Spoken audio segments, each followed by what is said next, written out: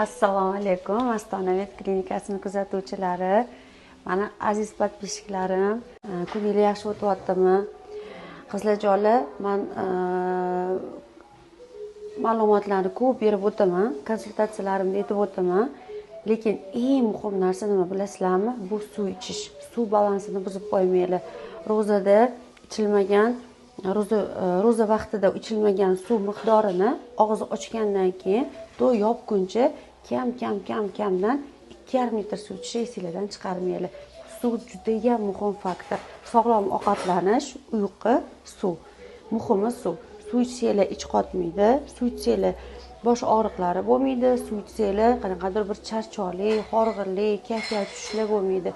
Bilamizki, suv ichki g'usul. Обязательно suv miqdorini balansda ushlash esingizdan chiqmasin. Qanaqa suv ichishni so'ragansizlar? Ishqorli suv ichishlar kerak.